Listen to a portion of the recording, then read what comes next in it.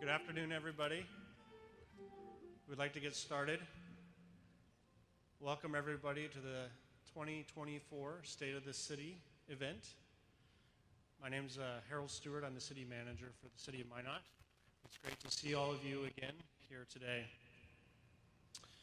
We will start with our national anthem. This will be conducted by Dr. Emerson Eads, who joined the faculty of Minot State University in 2018 as the Director of Choral Activities and Assistant Professor of Music. As a composer and conductor, Dr. Eads has devoted himself to music of social concern. At this time, I ask everyone to please rise and help me welcome Dr. Eads as he sings our national anthem.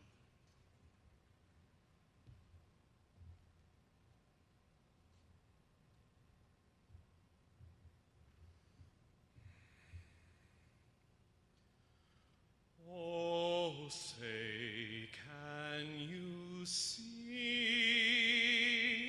by the dawn's early light what so proudly we hailed at the twilight's last gleaming, whose broad stripes and bright stars through the perilous fight o'er the ramparts we watched were so gallantly swinging, and the rocket's red glare, the bombs bursting in air, gave proof through the night that our flag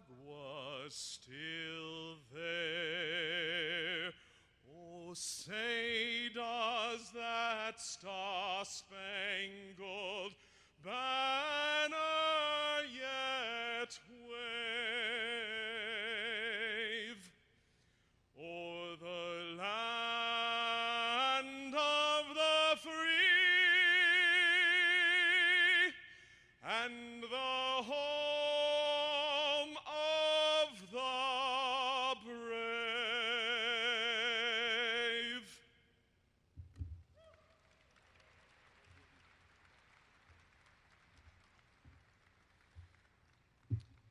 You may be seated.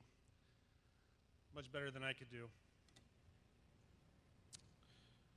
At this time, please welcome Chunelu Udekwe from Bishop Ryan, who will lead us in today's invocation.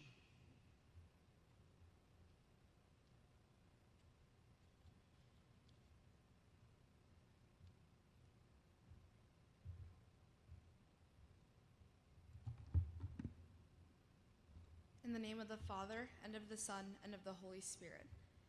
Almighty and eternal God, you govern all things by your wisdom and power. In your goodness, you have placed in the hearts of all people the quiet voice of conscience, by which we hear your call to walk in your ways. In the fullness of time, you gave us your Son, so that by his gospel and the gift of the Holy Spirit, all peoples might know, love, and serve you with their lives, and in doing so, bring about the fruits of peace and virtue. We ask that you might pour your blessings out upon the Minot community. Give wisdom and prudence to our elected leaders and support all of our citizens with your grace, so that we might be a community that glorifies you by our lives and prospers by grace. We ask this through Christ our Lord. Amen. In the name of the Father, and of the Son, and of the Holy Spirit. Amen.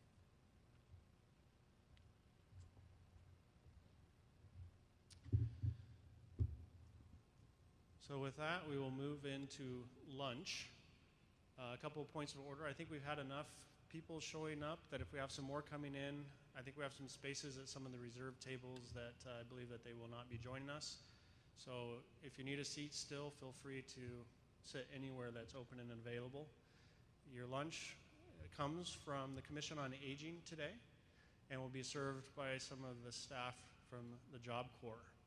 So we are grateful for them and their participation today. So we'll have lunch, and I will return to the pulpit at about 12:20.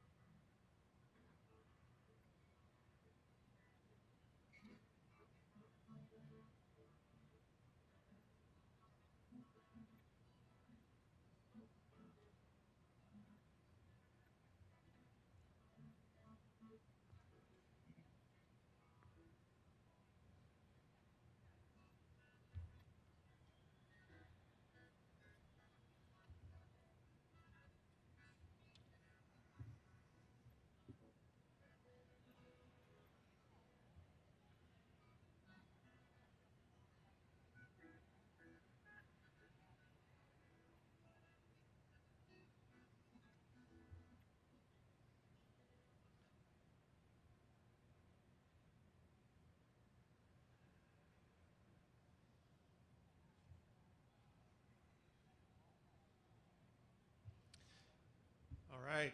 We hope that you've been enjoying your lunch. Please feel free to continue eating throughout the program. Again, we'd like to thank the Commission on Aging and the staff from the Job Corps who have been assisting with lunch. Can we give them a round of applause?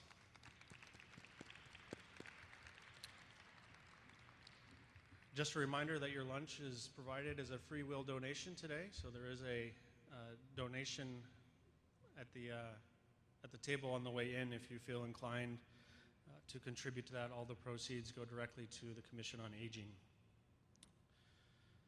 It'll be my privilege now to speak to you for a few minutes. I've been told to keep it to 5 minutes, which is tough for me, but I will try. I want to focus specifically, so I don't overlap with some of the other things that'll be presented to you later as part of the program. I'm going to focus primarily internally to the city as an organization and the things that we've accomplished over the year of 2023. A couple of these are fairly obvious.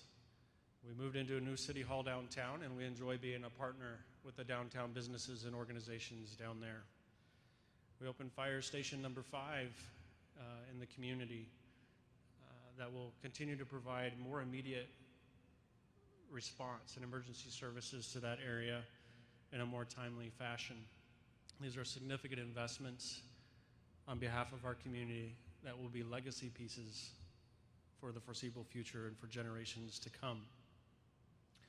Internally, additionally, we have been busy with some key retirements and transitions. We've been focused on, are we structured in a sustainable way for the future as an organization? This included some restructuring and the creation of a new assistant city manager position. Mr. Joyce is here. Tom, if you could stand, I'd like to welcome him to the community and his wife, Caroline.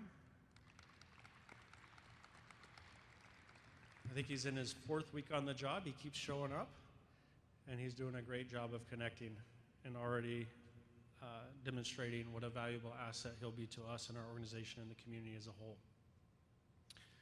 We also made some structural changes internally with regards to some employee benefits, transitioning to a PTO system, a paid time off system. That included a significant amount of internal conversations, many strong opinions, and ultimately a transition to a program that I believe will help us continue to retain our quality employees, but also make us more attractive to future generations. We've also begun laying the foundation of creating and attaining data to help us make better, more informed decisions for the future. These include the 2nd Community Citizen Satisfaction Survey that we expect the results of that here any day now, and will give us the opportunity to compare those results to the one we conducted in 2021, to verify that the work between the council and the staff have had the desired impacts in the areas that we were focusing on and prioritizing, and then help us as we go into the 2025 budget of helping develop those focuses and those priorities to continue to move the organization and the community forward based off of the input and the opinions of citizens of our community. We also recently concluded a space needs assessment for our municipal court and our police department, and we anticipate more public conversation on that throughout this year as we move forward. In addition to that space needs assessment, we've been completing a public safety assessment of our police department and our fire department. We've hired some outside experts to come in and assess our departments on the quality of service that we're doing to make sure that we're providing the best quality service that we can. Referring back again to the Community Satisfaction Survey, it's probably no surprise that those are the 2 most prioritized services we provide as a city to our citizens, and they continue to expect us to provide those services at a high level.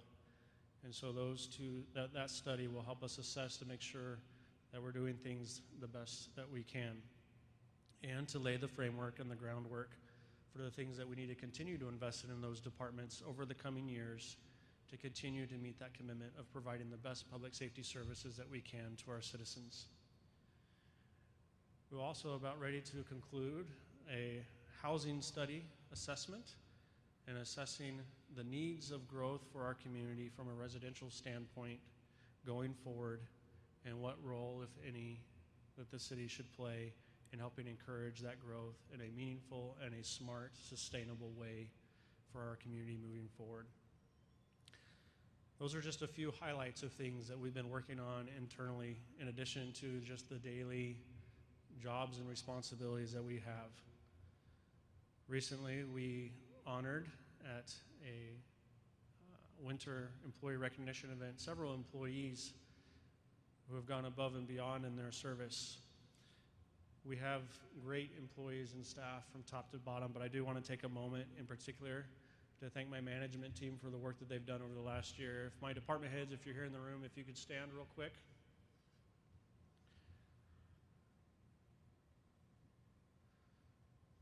As usual, well, they're not all at one table, but I want to thank them specifically. They've come a long way since I've been here. They're more comfortable in providing their opinions and their experience in our discussions. And many of the things that we have accomplished and we've laid the foundation is a result of their teamwork and their experience and their passion that they bring every day. I'd also like to thank the rest of our staff who continually go above and beyond, often, who take initiative that when they see an issue or problem, to not wait to be asked to do something, but take the initiative to resolve those issues.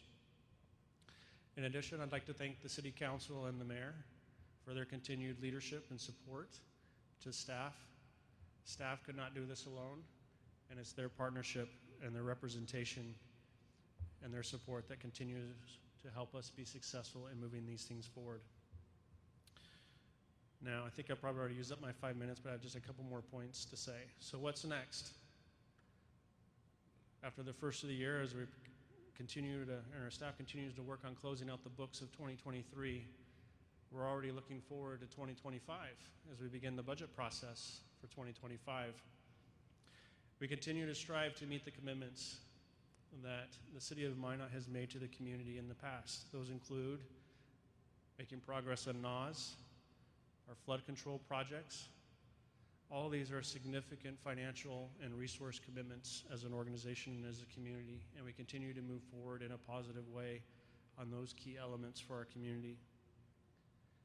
We continue to have the challenges and the pains that probably many of you in this room are facing now, with unprecedented effects of inflation, challenges of workforce and filling positions with qualified people and keeping them, supply chain issues, and getting equipment and supplies in a timely fashion with longer waits. With regards of all of that, though, we are not incognizant or insensitive to the going conversation and concerns with regards to the burdens of tax. So, in some of my preliminary conversations with regards to the 25 budget with staff, my goal and my objective this year as we prepare the 2025 budget is to commit to maintaining a flat level of property tax. And when I say that, what I mean is we anticipate the assessed values of properties to go up. Fortunately, Minot is becoming more and more of a community that people want to be a part of, and people are willing to pay more for homes to live in our community. I would argue that that may be an indication that perhaps we're on the right track in the priorities and the progress that we're making. That doesn't mean that it makes it any easier to pay that bill. Trust me, I had to answer some questions to my wife here right before Christmas when we got our bill in the mail as well. But my commitment is that we will do everything we can to absorb that assessed value increase and to strive to actually lower the property tax mill levy to provide some relief and some stabilization with regards to that. I will tell you that that will not be easy. My management team, who does a great job, we have a tough road ahead of us in order to do that. We will look at all expenditures. We will look at all positions to justify that they're still needed and whether or not there are any efficiencies that can be gained to help meet that goal and objective.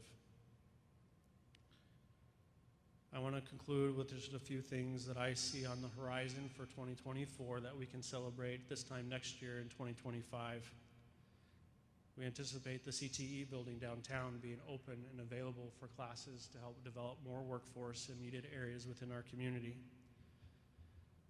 We hope to complete the construction of the Broadway Circle project and provide that resource of low to moderate income housing and a family homeless shelter within our community. We continue to see interest in partnerships of further development and growth within our community with the Tracks Project, the M Building, and the conversations that have just begun with potential development of the Central Ramp downtown. And then finally, the project of transitioning our transit center from the auditorium to downtown to continue to bring that traffic and that vitality to our community and offer that service in a much more efficient way throughout the entirety of our community as it grows. So we have a lot to be excited about this year. We have some work ahead of us. We accept that challenge, and we will do our part. And I look forward to working with the mayor, the council, the management team, and the staff going forward and making sure that 2024 is just as good as 2023 and that we're positioned to make 2025 even better. So that concludes my remarks. At this time, I'd now like to direct your attention to the video board for a presentation prepared by Jennifer Kleen of our Public Information Office.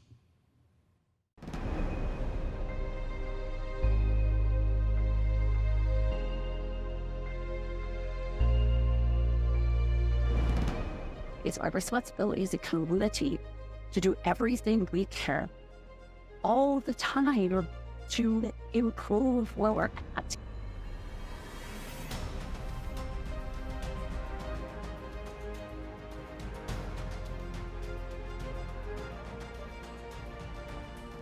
We're grateful for previous leadership, whether that goes back 1 year, 5 years, 10 years, 20 years, 30 years, 40 years. We get to benefit from that now, but that also requires us help to think about what's next. Quality of life is becoming a bigger part of where people, or why people choose to be where they are. Invest in infrastructure, support projects to build things that are going to benefit future generations.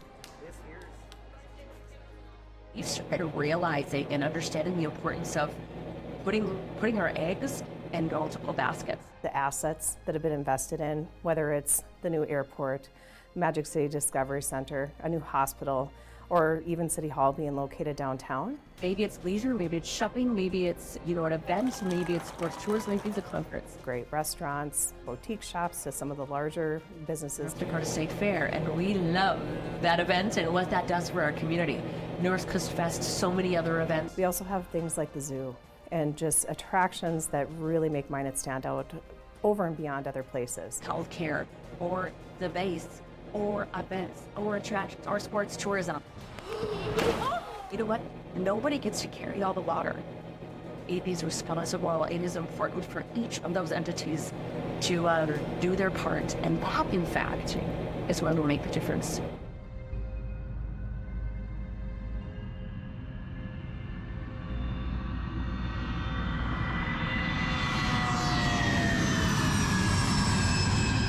One mile of pavement, a runway, will get you anywhere in the world. Skyline 5678, contact departure, have a good day. Terminal buildings are not built, like brand new terminal buildings like this, are not built very often. We've been lucky in the state of North Dakota overall that we've gotten quite a few new terminal buildings or major renovations. When I first joined the council, I became chairman of the airport committee in the mid 80s. And at that time, we were operating out of the very original terminal. And we knew we had to do something to modernize, to join the real world with loading bridges and that sort of thing. So our time in the old terminal, it certainly served its purpose, but our time frame in there was a lot shorter than anybody anticipated. 2001 happened, and there's a bunch of changes that happened there that affected the airport. There are a lot of challenges with how we filled up that terminal so quickly. But it was gangbusters to get it built.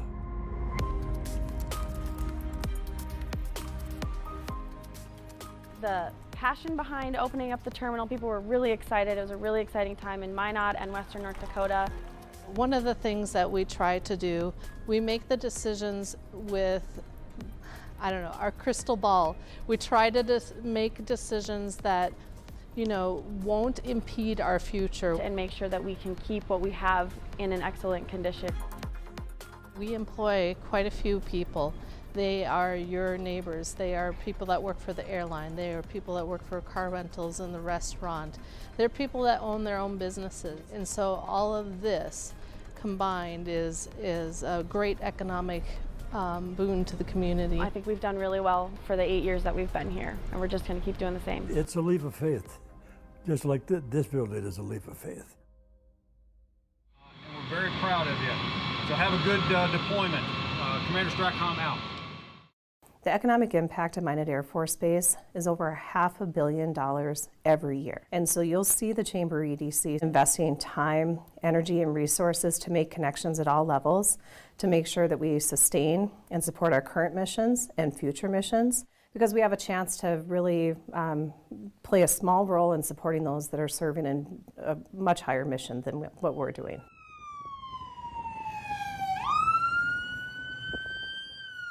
When planning for the future, especially in the fire department, we have to look at our response times. It's hard to argue with data. If we put in a station like this new Station 5, what's the growth that can happen in the future that can, will it cover that area so we don't have to move this station? Our opening day, when everyone came by, all the neighbors came over and they'd been watching it being constructed for over a year, and they just said, it just fits. And that makes me feel good because we want to fit. We want to be one of their neighbors.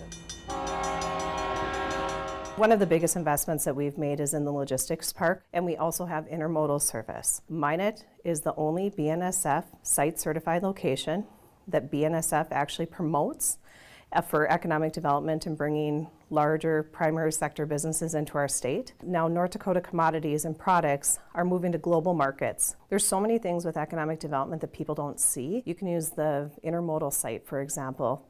That was a property that was not collecting taxes for a number of years.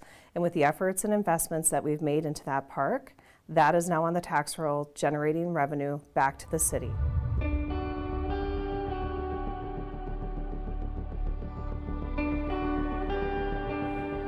You can't do a good life without good health care. And so I think living your best life is made possible because of a building like this, because of the people inside the building. We get to experience a modern healthcare facility that's going to bring us into the future. This facility is designed for the healthcare needs today, but it's also designed for the future. It's bringing a patient-centric experience. It's going to be a huge impact to our economy. It's going to be great for healthcare. This town is going to rock in the medical community. So I'm just very proud for the whole community. And so I think for our community, it means you can attract better people. You can keep people here. You can say we care about the things that matter to the people who live here. And with good health care, people want to live in a community that has good health care.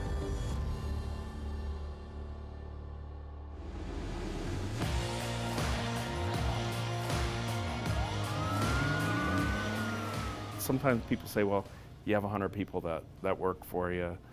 That's what you have to take care of. But I always think of it as I have 100 people that help 50,000.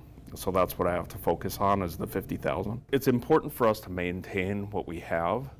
We can't go backwards. We also need to look at what does the future bring? What is the future, because it changes every day? What can we do to best serve the people of Minot? Not just what helps the officer, but sometimes it's what helps the officer help the community. We need to kind of be always reading the tea leaves to make sure, as we're responding to what, whether it's new career areas, new technologies, and then likewise, we also have to be thinking about what kinds of facilities do we need then to support that on the campus. That's a huge part of what we need to be thinking about on a daily basis, and in not just serving our students today, but serving the next generation, the next several generations of students down the road. Yeah, I was a student at Minot State in the mid-'80s, and I had a great experience as a student athlete. I got a degree in math and physical education, and just had a wonderful experience. Spent obviously a lot of time in the MSU Dome.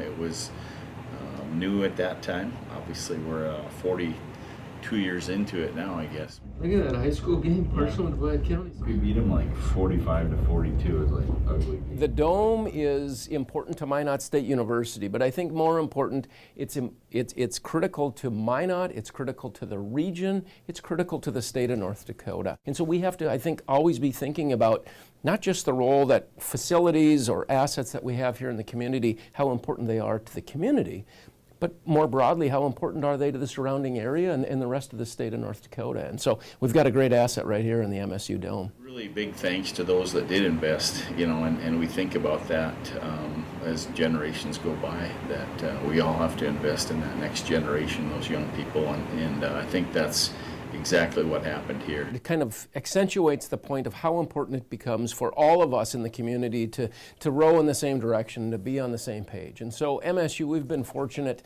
to work with partners like the City of Minot, like the Chamber EDC, like wonderful healthcare organization like Trinity, like Dakota College at Botno, like with our local legislative leaders, on and on down the list. And when we're all kind of rowing in that same direction, we're all going to be better off. I've said many, many times over the years, Minot State is so much better off for being in such a supportive community like Minot. It makes us a better university. But likewise, I think the city of Minot is much better off for having a partner like MSU in its backyard as well.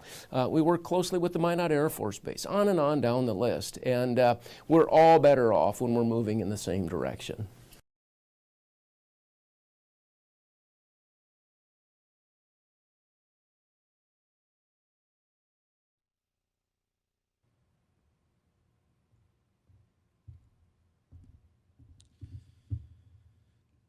It's now my pleasure to introduce Mayor Tom Ross. Tom Ross is a lifelong resident of Minot.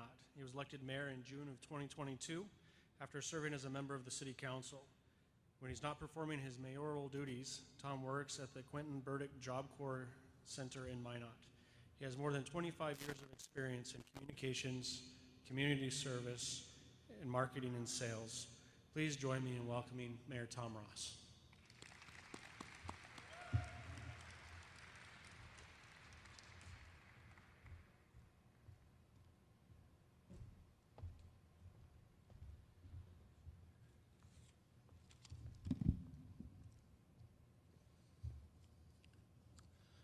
Thank you, Harold. As elected leaders of Minot, it's crucial we take a moment every year to reflect on the challenges of the year that just ended, but more importantly, to focus on the year in front of us. Thank you for joining us today at the 2024 State of the City, and thank you to those who are watching online. It's an honor to be your mayor, but before we go any further, I need to make a few thank yous. To President Steve Shirley and everyone at Minot State University, thank you for your hospitality and the opportunity to showcase your great campus. We appreciate your willingness to allow us to use this wonderful facility today. To the many City of Minot employees who work behind the scenes to help make today a reality, these events just don't happen. It takes months of preparation, planning, and work to create a community event like this. Thank you for your support, guidance in making today possible. And to all the City of Minot employees, thank you for another outstanding year of dedicated work to improve our community. We are grateful for the commitment and sacrifice made by all of our employees, including first responders like the police department, fire department, and our public works crews. Your work is noticed, and it does make a difference to the residents of Minot. To my fellow members of the City Council, it's an honor and a privilege to serve with you. Thank you for taking time away from your families and your personal lives to serve the residents of Minot. We all knew what we were signing up for when we ran for office, but I want you to know I appreciate your willingness to go above and beyond in preparing for council meetings and in working with residents and community partners to move our city forward. Speaking of community partners, we are blessed at Minot to work with so many outstanding community partners. The collaboration and cooperation from partners like the Minot Air Force Base, Minot State University, the Minot Park District, Minot Community Foundation, Minot Chamber EDC, Ward County, Visit Minot and the Minot Public School District enables us to move our community forward with a common goal: to make Minot the best city it can be for future generations. To the local members of our North Dakota legislature, thank you for your continued support on projects and issues that carry great significance for our residents, notably flood control. With your assistance, we continue to make great progress in the largest infrastructure project in our city's history. To our friends and partners in Washington, D.C., Senator John Hoeven, Senator Kevin Kramer, and Representative Kelly Armstrong, your ongoing support and leadership in Congress on projects that are vital to Minot continues to help us advance a project to protect our residents and many others along the Souris River Basin. We also appreciate that you recognize the global importance of Minot Air Force Base and its personnel. Minot Air Force Base is crucial to the future of North Dakota and our nation. Your support for the dual missions at Minot Air Force Base is unwavering. Thank you. I want to say a special thank you today to Roger and everyone at the Minot Commission on Aging for preparing and providing our meal today. This is a typical meal prepared and delivered and provided to residents in our community through the Meals on Wheels program, which supports our senior citizens by delivering hot meals 5 days a week and providing quality frozen meals on weekends and holidays. Since the Minot Commission on Aging began its mission in 1973, it has provided life-changing services to thousands of our senior citizens and helped many of those residents safely stay in their homes for as long as possible. Roger, you and your entire crew of employees and your small army of dedicated volunteers are a shining example of what we are talking about today: making meaningful and long-lasting investments in our community and in our residents. You're not only delivering meals, but you're bringing hope, compassion, and love to all who serve. I need to thank the students for the Quentin Burdick Job Corps Center who helped serve the meal today. We appreciate your assistance in making today's event run smoothly. And to my boss at the Job Corps Center, Mr. Glatz, and I think he's here today, thank you for allowing me the time necessary to fulfill my duties as mayor. You know, being mayor isn't really a full-time job, although sometimes it seems like it. But I greatly appreciate the flexibility to attend events in my official capacity and as mayor while balancing the needs of my full-time duties at Burdick Job Corps Center. And lastly, but not least, I'd like to thank the members of my family. Your constant support not only inspires me to be a better son, a better partner, and father, but it also keeps me grounded and reminds me of what's truly important. Thank you for all the roles you play in my life. We expected 2023 to be a busy year, and we weren't disappointed. A lot has happened in Minot over the past 12 months, and as a community, we've enjoyed many successes that have made our growing city a more resilient place to live. But make no mistake, we're not talking about the things the city of Minot as an organization has achieved this year. No, we're talking about what the community of Minot has collectively achieved this year. When I ran for mayor, my focus wasn't on what I could accomplish as an individual, but more what I believed that as a mayor, I could be a bigger part of the mission. Together, we can accomplish anything. I believe 2023 proved that to be correct. Last year showed that when community partners work together, great things are possible. President John F. Kennedy once said, "Change is the law of life. And those who only look to the past or the present are certain to miss the future." 2023 continued a trend of change for Minot, a trend that put our community in a state of flux and growth as we work to move our city forward. Minot has faced adversity and its accompanying changes many times since it sprang up magically as a tent city on the North Dakota prairie. Floods, economic boons, busts, social and political upheaval, sometimes painful growing pains, and the soothing relief of knowing there are better times ahead. Adversity and change often go hand in hand.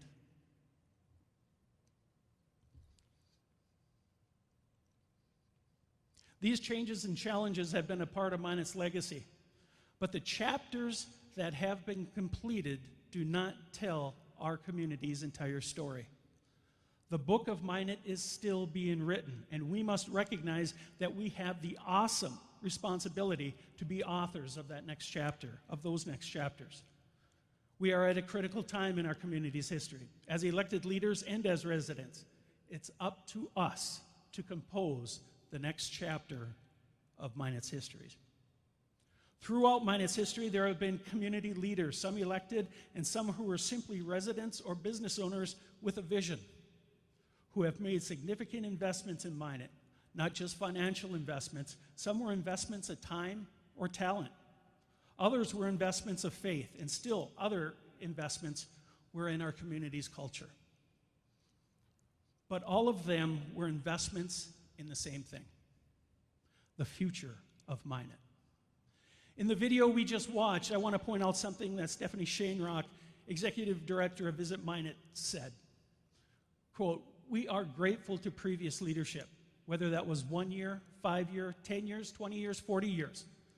We are benefiting from those tough decisions. We get that. We get the benefit of that now. But that also requires us to think about what's next." Stephanie, you're spot on. The investments by previous generations have shaped Minot into what it is today, and they continue to pay dividends. Just think about some of the largest visionary investments made in Minot and the dividends we still continue to enjoy today. What we know as the North Dakota State Fair began back in 1922. Although it wasn't officially sanctioned as a state fair until 1966, what started out as a small event has blossomed into the largest event in the state, regularly drawing more than 300,000 people during its 9-day run in July. Think of the changes that have helped shape the fairgrounds into what we enjoy today. The new buildings, a new grandstand, expanded entertainment spaces.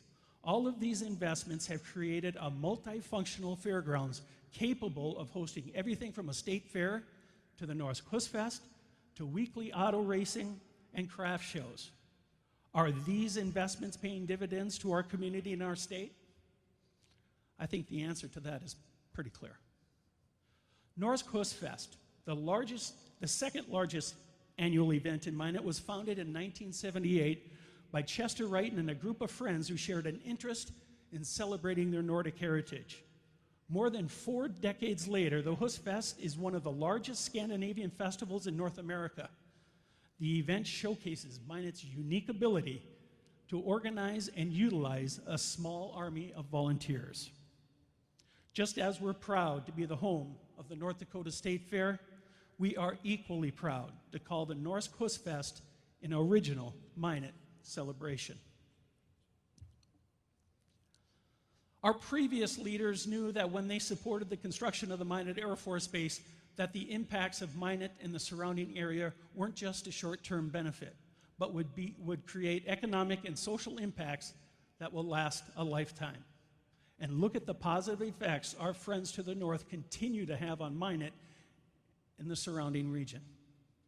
The men and women of the Minot Air Force Base play key roles in our community, and Minot has worked diligently through the decades to build and maintain a strong relationship with the base. The Air Force itself recognizes our unique partnership with the base, and that's why in 2023 our community won the Barksdale Trophy for the second time. This award is given to the Air Force community that displays the best level of support for its Air Force installation. It's a recognition that we should all celebrate, as it reinforces our commitment between Minot and the base. We take great pride in our partnership with not only the officials of the Minot Air Force Base, but with the base personnel, their spouses, their families. A program we strongly support is Home for the Holidays, which helps send young airmen home to their families for the holidays. Through incredible community support, this past year, we contributed to sending 115 airmen from the Minot Air Force Base home for the holidays. We're very proud to be a part of this wonderful program. And there continues to be investments made in Minot Air Force Base that will pay dividends for our community, our state, and our nation well into the future. With the upcoming transition to the new Sentinel missile system, the base's role within our nation's strategic defense will only get stronger.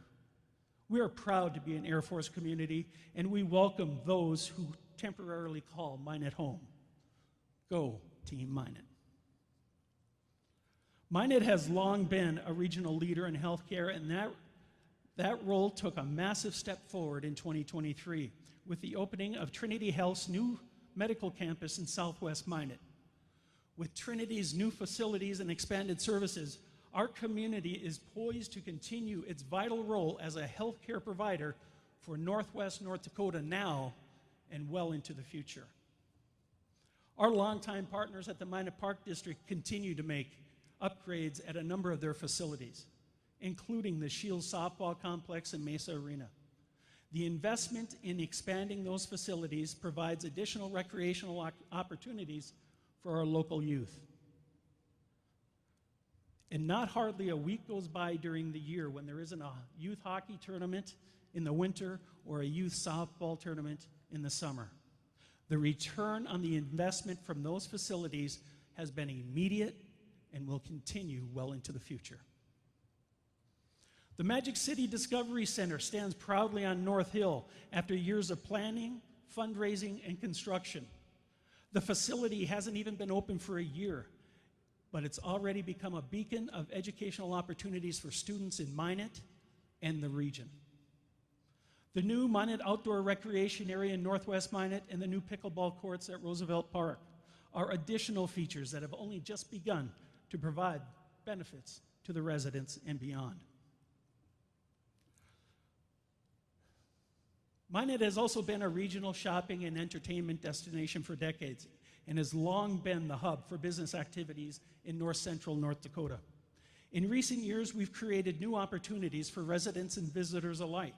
The reinvigoration of our historic downtown, coupled with our business community's continued growth across all sectors, has set Minot on a path towards even bigger and better business changes in the future. There are no better examples of this than the most recent changes at Dakota Square Mall. Major corporations like Target and Shields don't make those types of investment without believing in the future of Minot. Those projects show that our community is headed in the right direction. We fully embrace all these changes and challenges that come with them. Minot has a responsibility as a regional leader to provide our residents, visitors, and customers with the facilities they're looking for, whether that's a new restaurant, athletic facility, an expanded business, or an ever-increasing role in providing basic necessities of everyday life. Minot's role in Northwest North Dakota has changed, and I guess that's all part of growing up as a city and a community. Our responsibilities in this region continue to expand and transform, and we embrace the challenges of change. We are a regional leader in many aspects of everyday life, and we take that role seriously. And that has happened because of strategic investment. We remember what JFK said, and those who only look to the past or the present are certain to miss the future. As a community, we must remain focused on our collective future. Yes, the past and the present are important learning tools for us all to use, but without vision, we cannot move forward and continue to expand Minot's role as a regional leader. One of the reasons I wanted to hold today's event here was to highlight Minot State's contribution to the history and growth of our community. And this building represents a significant investment. Does anyone remember when the dome was built in the early 80s? I do. I was working my summers at Bishop Ryan at work study. I would take my lunch breaks and I would come over here and sit in the Caterpillar with my dad on this very floor. He was proud of that project. That entire team from Matson Construction was very proud of that project. And I think if you take down the center ring, you could probably find a couple of size 7 dusty shoe prints on that center ring. I got to play on that when it was down on the floor. So it was a magnificent structure then, and it served a purpose for decades. But times change, and so does the needs of a community and its facilities. And so Minot State made investments and changes. Now look at this great facility, the incredible upgrades and the changes that MSU made here. The Dome is regarded as one of the finest facilities in the Northern Sun Intercollegiate Conference, and rightly so. Think about how many great memories have been made in this building. MSU athletic successes, including the basketball team beating the #1 team in the nation here just a few weeks ago. Amazing high school state basketball tournaments, high school and college graduations where students realize the completion of a dream by receiving their diploma. Through timely and purposeful investments, the Dome is well suited to serve MSU and this community for decades to come. For those of us who attended MSU more than a few years ago, this campus has been completely transformed from what we remember. The Wellness Center, upgrades to Hartnett Hall, the changes to Summer Theater, the dramatic improvements to the outdoor football facility, including the field itself, the stands, and the air-supported dome, have all changed the look and the function of this entire facility. Yes, these are technically investments made in Minot State, but their impact is felt by the entire community. Again, think back to the video that we just watched and this comment from Rick Hedberg, Executive Director of the MSU Development Foundation. Rick said, quote, "A big thank you goes to those who did invest. As generations go by, we have to think about the next generation and those young people. And I think that's exactly what happened here." Rick, you're spot on. Investments in our community happen every day, large and small, but they all have the same goal, making Minot a better community. And that starts at the city of Minot. We must do our part by moving the community forward as well. And that starts with constantly investing in Minot's basic infrastructure: roads, water lines, sewer lines, storm sewers, sidewalks, a reliable source of drinking water. As we drive around this community, these are things we take for granted, but they don't happen by accident. These services must continue to be upgraded and improved, and that takes time and funding. Every year, our short construction season is full of a variety of infrastructure projects. 2024 will be no different, and rest assured, those orange cones will be blooming before you know it. The largest investment this community has ever made in itself grows and expands every year as construction continues on the Mouse River Enhanced Flood Protection Plan. Flood walls, pump stations, earthen levees, all of these things have become fixtures in our community and will work together to increase the level of flood protection for Minot well into the future. With the help of local, state, federal, and international partners, we've made tremendous progress on flood protection. But we are very much aware of how much work remains ahead of us as we work to secure funding and complete construction of this once-in-a-lifetime project. We accept the challenge with our eyes wide open, and we remain committed to completing this project in the most cost-efficient and timely manner possible. In 2023, the City of Minot made several key investments in our organization's future and in the future of our city itself. Fire Station Number 5 opened on the northwest side of Minot, expanding the umbrella of fire coverage for residents and businesses in that section of town, as well as improving the fire department's overall response time.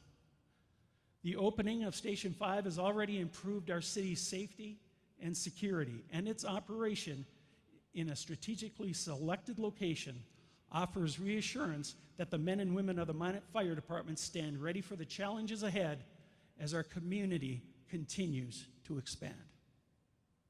We transitioned into a new City Hall facility in the spring of 2023, combining several services that were previously scattered throughout various buildings. The central downtown location provides residents with ample parking and convenience. Our central dispatch is also located in the new facility, moving an essential service out of the flood zone to protect its functionality and provide improved communication to our area's first responders. As a part of our regional responsibilities through the Northwest Area Water Supply Project, we are treating and supplying a reliable source of drinking water to Minot and numerous other cities and towns in our area. That commitment will continue as Missouri River water eventually flows through the water treatment facility under construction at Max and then onto the Minot Water Treatment Plant, and then will be distributed to communities like Kenmare and Botno. I know every year we say we're getting closer to water flowing out of Lake Sakakawea, but it's true. NAS is 1 year closer to full reality. And in fact, according to our friends at the state of North Dakota, we could see water flowing from Lake Sakakawea as early as 2025.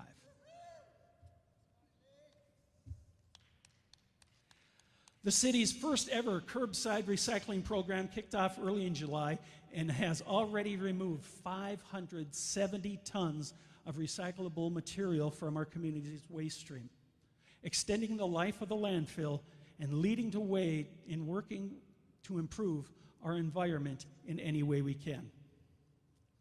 Like any successful organization, our employees are the backbone of everything the City of Minot does. We must continue to invest in our employees through appropriate pay, proper benefits, and providing a safe and welcoming workplace. Any large organization like the City of Minot simply cannot be successful without skill and knowledge of its employees. When water mains break in January, our crews rely on their extensive experience and knowledge to find and repair the break as quickly as possible, despite oftentimes working in sub-zero temperatures. The institutional knowledge possessed by our longtime employees is an invaluable resource not only to our organization, but to the community as a whole. Whenever the opportunity presents itself, we remind everyone that the City of Minot employees are our friends, our neighbors, our family members. They are members of our community, and we were vividly reminded of that again this year when a crew from our landfill played a key role in saving a man's life. That summer day started like any other, but finished like no other day they've ever had. On that day, Dwayne Aiken, Robbie Boucher, Travis Bulliard-Wolf, Lauren Hammer, and Crystal Foster were ready to leave for the day when the final landfill customer experienced a medical emergency. The crew assisted the stricken man by performing CPR and using a portable AED to shock his heart 3 times before the ambulance crew arrived and took over the treatment. The man survived and even returned later that summer with his wife and son to say thank you to the crew, who were all certified in CPR, trained how to use the AED. And we have those folks right here. Please stand, be recognized. Thank you so much.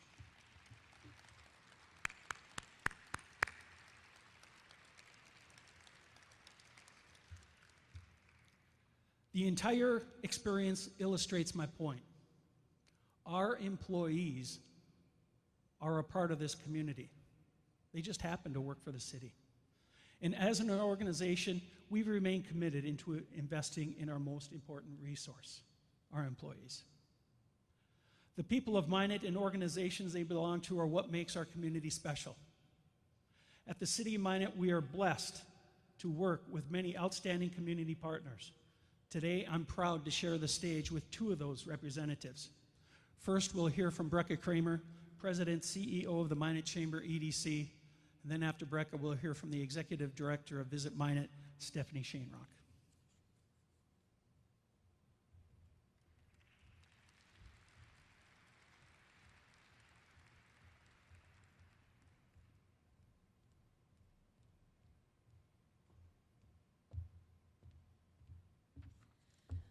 Well, thank you, Mayor Ross and Harold and the City of Minot for having us here today.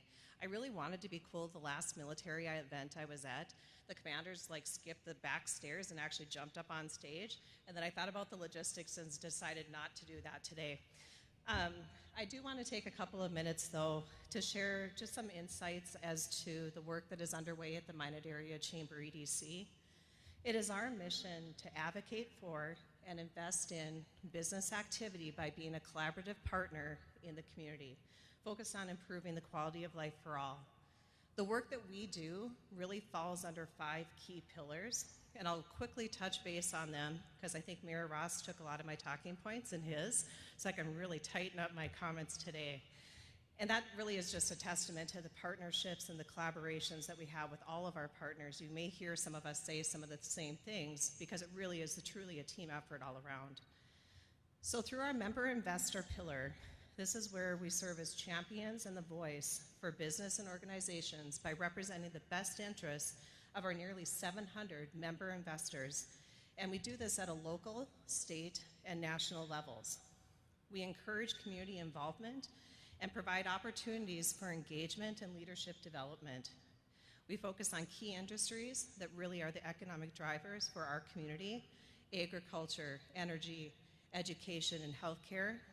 We also get to celebrate all the new businesses, the big changes in our community. And last year alone, our ambassadors cut the ribbon at nearly 80 different businesses in our community, a record-breaking year. It really goes to show the work and the development and the partnerships are paying off, and we have a lot of great things to celebrate. Our work also includes programming that supports entrepreneurs and new business development at all levels, not only within the primary sector, which I'll talk about with my next pillar, but really creating that ecosystem of helping each other out. And we're really proud of the work through Startup Minot program and even the Entrepreneurial Academy that we lead through the Chamber EDC.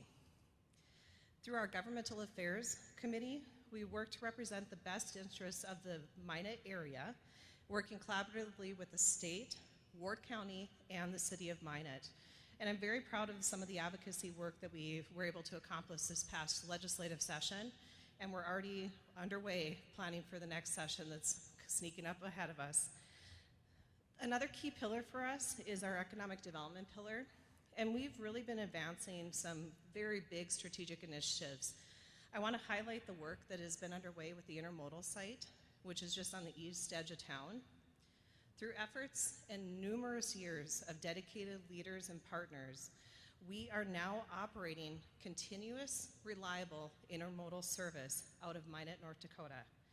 And this is a service that brings North Dakota commodities to the ports of Tacoma and Seattle and opens up the opportunity to ship directly from Minot to the ports, to global markets. And to date, we've shipped in the last 3 years to 21 different countries, and we have opportunity to continue to do more. When we started this pilot program of trying to figure out logistics and intermodal, our goal was to ship 1 unit train a month. We are on track for 2024 to ship 3 unit trains a month and have the capacity, due to some of the investments made with help with the state legislature and additional efforts, to actually expand that capacity. So a lot of great work is underway. Also through our economic development efforts, you're going to see our economic development specialists reaching out to primary sector businesses and really understanding what are the workforce challenges, what are the things that are coming up, how can we support business and growth in our community. We also partner through our community development pillar with a lot of key entities. I won't name them all, but truly, when we are advancing quality of life initiatives in community development, Visit Minot, the Minot Park District, City of Minot, are all working together to move these initiatives forward. We know it's important that we play that supporting role for community development, so that is what our third pillar. And one that you hear us talk a lot about is our military pillar.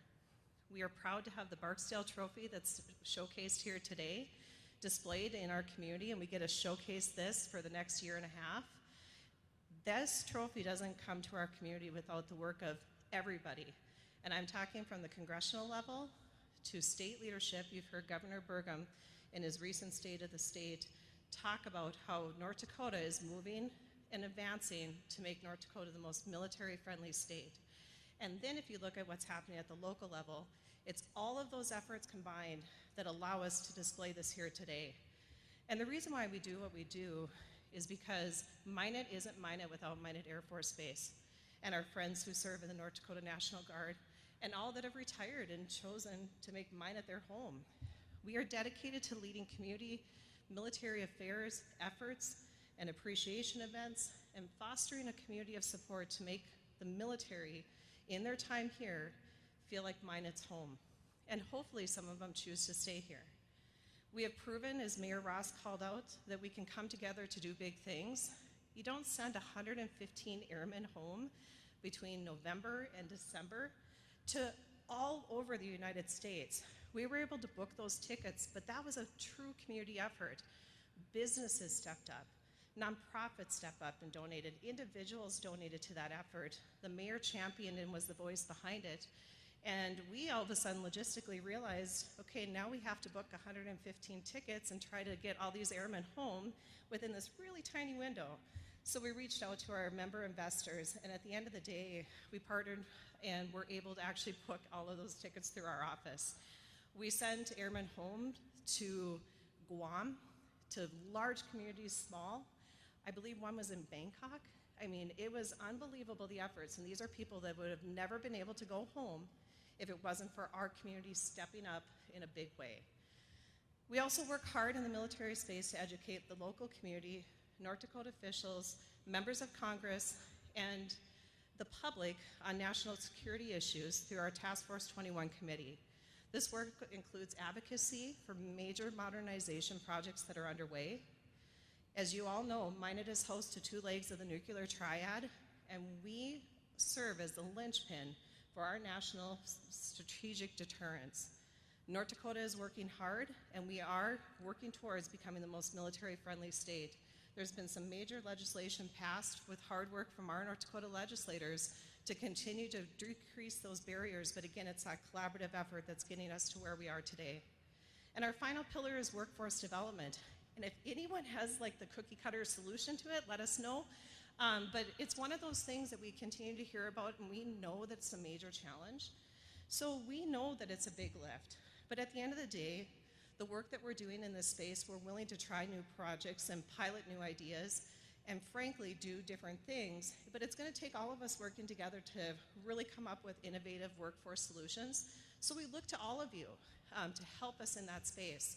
We were willing to partner with the North Dakota Petroleum Council and bring in Ukrainians through our Bach and Grow program to help the energy sector. We're willing to try new things, but it is going to take a full effort to be able to address some of these workforce issues.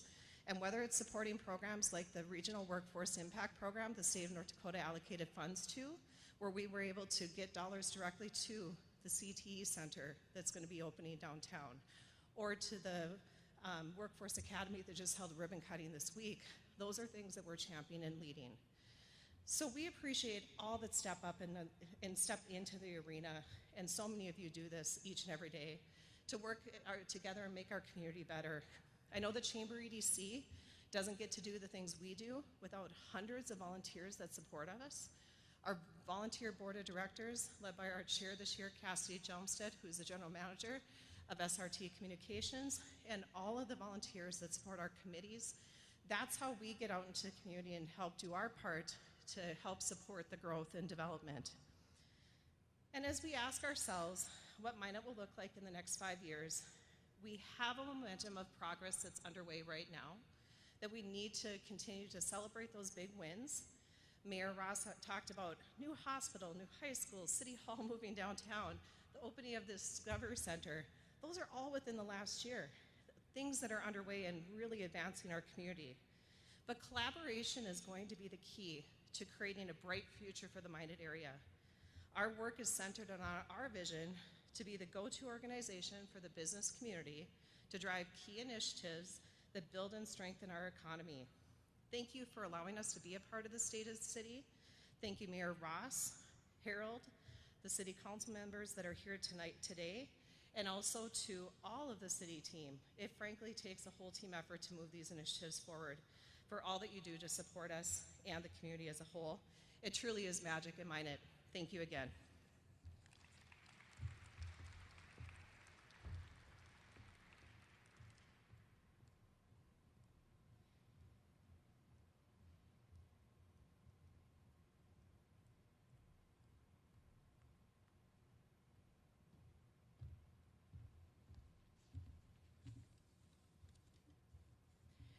Once upon a time, about 3 years ago, I spent 3 days in this building watching high school basketball for the first time as executive director of Visit Minot. I had a new lens, and it changed the way I looked at events in Minot. Of course, we all know it's important to have events and attractions in Minot, and we really like that outside money coming into our community. But that weekend and the 1,064 days since, it's changed how I view the impact on our community, and more importantly, how we capitalize on the opportunity for Minot to leverage them even more has shifted. Today, I'm going to show you some exciting plans for 2024 that each of you will start to seeing in just a few months. And I'm announcing a big event that we just landed for 2026. But first, let's talk about some new realities, which includes the model that Visit Minot works within. On the Jumbotron, you should be seeing our tourism model. So I'm just going to whip right through this.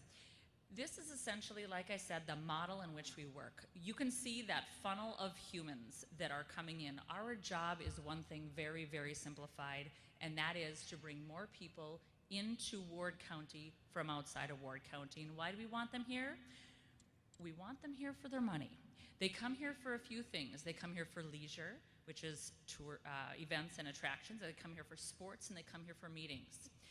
If you take off one side with the funding they come to Minot with, they spend money in hotels, and with that tax dollars, a portion of that comes to Visit Minot, and our role, like I said, is to bring more people into that funnel. When you look at the other side of that wheel, with the funding coming in from people outside of the area, that funding goes to our industry, our tourism industry, and that is retail and events and attractions and restaurants. What happens with that funding, of course, is it strengthens all of those entities, which of course, by the model, brings more humans into Minot. Where did my sheet go? There we go. For many years, Minot relied on State Class B, the North Dakota State Fair, and Norse Coast Fest to be our tourism heroes. And in a few minutes, you will see that they are still leading the charge. For the past 3 years, Visit Minot has tracked traffic patterns of visitors to Minot. Yesterday, we spent 2 hours deep diving into the data with our partners. We're not doing that today. Today, I'm just showing you one chart that displays when visitors are coming to Minot. And the thing about this chart is it doesn't include 3 things. It does not include anybody living within 50 miles of Minot. It does not include Canadians, because we can't track them. They have stricter privacy laws. And it also does not include people staying over 4 nights. Now, the reason we do that is because, as you know, we get a ton of people that come here for the military and for medical, among other things. But when we are looking at this, we really want to track the people that are the more traditional visitors, so we cut that data out. And that is the graph that you see there. So, 2 things. The biggest mountain you see there, you know what that is. That's the North Dakota State Fair. The other little mountain range you see up in the March area is sports tourism. So, what's changed? I have 2 examples. One of them is Canadians. And the biggest factor there is that their behavior has changed. They still come to Minot, but their main purpose used to be for shopping. Now, it's events and attractions, and that was proven last year when the State Fair knocked it out of the park and the Canadians came for it. If we want more Canadians, we simply have to give them more reasons to come. We have the data, and I can assure you Visit Minot is working to do something about it. The second thing that I want to talk about of what's changed is Class B, state, and we keep calling it Class B, but it's state basketball, state high school basketball. You saw on the chart that they still come. Yes, they do, but the reality is they don't come like they used to. Do we still love state basketball? You bet we do. And do we still need it? Yep, more than ever. But that is the absolute best example of how important it is for us not to put all of our eggs in one basket. Things change, and that's why we put our eggs in lots of baskets. In tourism, we track new money. There are a lot of economic impact calculators out there, but our calculator does not count our money being those of us who live within 50 miles of Minot. We have 2 state basketball tournaments coming up in this building in the next 5 weeks, and we can expect a total impact of about just over $4 million from those 6 days of new money. When we look at the North Dakota State Fair, the economic impact from that 9-day event is over $42 million of new money. Between those and Husfest, our community absolutely does feel that impact. But guess what? That is still only 19 days of the year. It's why Visit Minot has diversified and has worked to grow multiple segments of what we do, like sports tourism. So why should we care? Why should every one of you care? Why should every person in the city of Minot and Ward County care? Well, one of the data sources that we have access to is credit card spend. We know that 30% of credit card spent in Minot comes from gas, grocery, hotel, restaurant, and the biggest category is retail. 30% of the spend comes from outside of Ward County, and we all understand how those dollars, how that 30% impacts our sales tax dollars. And that's why we should care. So, if I was in your chair, I would say, okay, Steph, well, how do we get more of that? How do we get more money from outside of Ward County, right? And the answer is relatively simple. Not easy, but simple. And that is, we need to give them more reasons to come. And that's one of the reasons Visit Minot went after the Destination Development Grant from the Department of Commerce. The legislature last year recognized, because the Department of Commerce showed them, that North Dakota needs more stuff in our destination to bring more people here, and we already saw why it's worth it. Well, Minot needs that too, and we were fortunate to be one of the successful recipients of that Destination Development Grant. $1 million of grant funding is going into downtown Minot, and that work is starting in just a few months. And it's going to help fund 3 projects that I'm going to tell you about today. The first project is Aurora Nights. Aurora Nights is a pop-up culinary experience. Aurora Nights will feature unique educational and celebratory culinary experiences curated by the Prairie Sky Bread team and culture bearers from under the Aurora Borealis, Scandinavian, Indigenous, German, Russian, and local growers. The second recipient of some of that funding is Atypical Brewery. They are going to be doing big upgrades to their outdoor event space with new features and a winter igloo experience. Project number 3 is Citizens Alley. That is a pedestrian-only plaza, including a turf activity lawn, a flush mount fountains, public art installations, and a mobile performance stage. The fourth project, which did not get funding from the grant, but is in downtown Minot and is happening this summer, is Union Silos. And the reason that is going to be so incredible, you know, if you just think about that massive structure, which will now be the largest art in the entire state. And it's going to be the focal point for far beyond downtown Minot. And the last bit of news I have to share for you is for 2026, and this is no joke. I received a text at 10:54 a.m. And it is for 2026. Minot has received a letter of intent that the Airstream RV Rally has agreed to come to the North Dakota State Fair and Minot. And the really cool thing about this, Airstream are those silver bullet-looking travel trailers, right?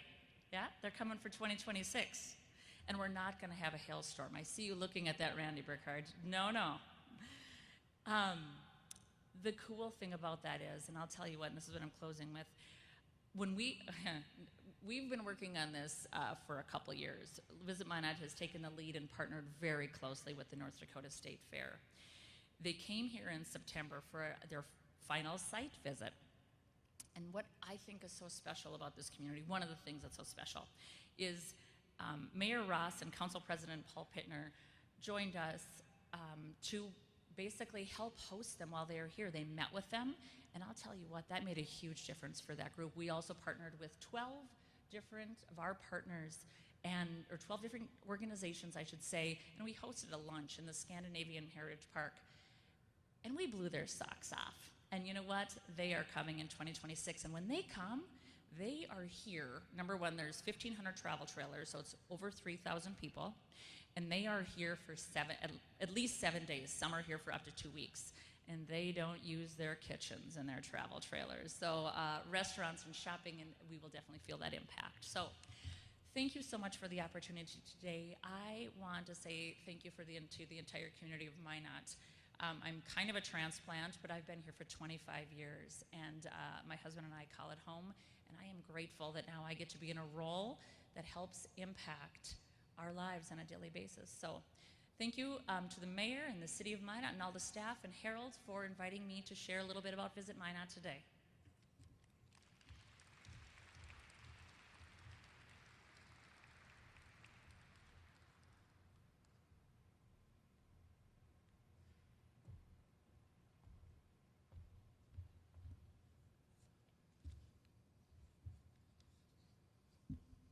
Thank you, Brecca and Stephanie.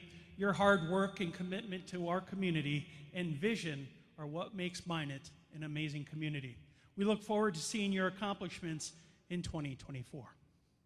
You know, the investments made through our Magic Fund and through organizations like the Chamber, EDC, and Visit Minot are sort of like the vital infrastructure that is spread throughout our community.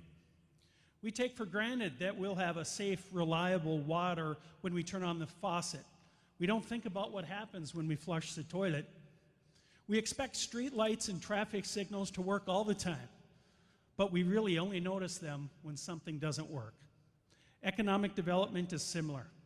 We don't see what goes on behind the scenes when a business like AGT Foods USA chooses to build a facility in Minot, or when the North Dakota Port Services expands its intermodal rail shipping location in Northeast Minot, or when a completely new event decides to make Minot its home. The general public only sees the end result, but in every one of those instances, there are countless hours of work behind the scenes to secure locations, potential funding sources, and to recruit and hire employees. All of these investments, whether they're public or private, just don't happen. There are real people behind every one of those success stories. I want everyone to look around this room today. Many of Minot's current or past leaders are here today, from business owners, educational officials, to leaders of public and private organizations. Thank you for your ongoing investment in making Minot a better place for us all and for future generations. I'm also encouraged to see that we have some of Minot's future leaders in the back of the room. Who knows, one day you may be up here giving this speech. Be afraid of what you wish for. As elected and community leaders, we willingly accept the challenges that accompany our individual positions. We welcome the responsibility asked of us, and we have chosen to contribute to the never-ending task of ensuring Minot continues to evolve and expand. But we also know this. We cannot afford to focus on past decisions and whether they were ultimately right or wrong for our community. Has every decision made since Minot's early days worked out as intended? No. Will some of the decisions made in more recent years fail to deliver the results that everyone predicted? No doubt. But does that mean we stop trying to make Minot a better community? Absolutely not. Should we sit back and say, well, things in Minot are good enough, so we don't need to continue to evolve and embrace change? We know better. If we adopted that attitude and we focus solely on the past, whether we're lamenting some decisions that were rightly or wrongly perceived as mistakes, or whether we're patting ourselves on the back for the successes we've had, then we are sure to miss our future. In today's video, former City Council member Jim Haddled summed it up perfectly when discussing making investments in the community. Whether it's an elected official, a business owner, or a resident, it's a leap of faith. Collectively, that's who we are. As a community, we must always be willing to take that leap of faith to ensure the future remains vibrant, progressive, and prosperous. We must embrace the challenges of change. As our community grows and evolves, so does the need for bigger investments and even a deeper commitment to Minot's future.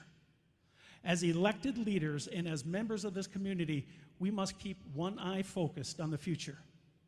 We know we are often called on to make decisions that will be felt by the community long after we're out of office or long after we're gone.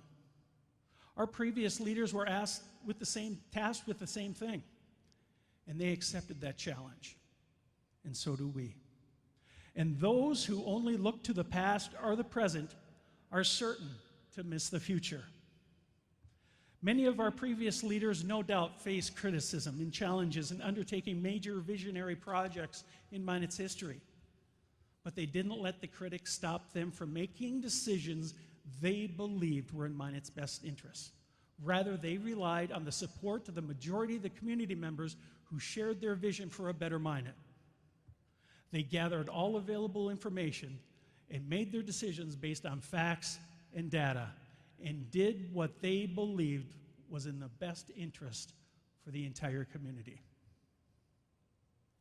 Today's leaders are facing those same decisions with ever-increasing scrutiny. Like our predecessors, we must make challenging decisions for the betterment of future generations. If you want to be a part of that process, you're in luck. There are 3 city council positions open for re-election this year.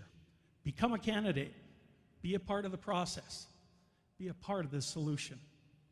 I promise you, it will be eye-opening and rewarding. Today, we remind ourselves we are reaping the benefits of seeds of prosperity that were planted and nurtured by those who came before us. We also remind ourselves that future generations are depending on us to do the same. Therefore, we will continue to invest in Minot's future, knowing that our children and grandchildren will be the ones to enjoy the dividends years from now. We willingly make this pledge today. We are committed to Minot. We are committed to making our city a better place for future generations. I love Minot. I'm proud to be the mayor of Minot, and I'm proud to be a member of this community. I want to thank you for coming today. God bless you, and be safe. Thank you.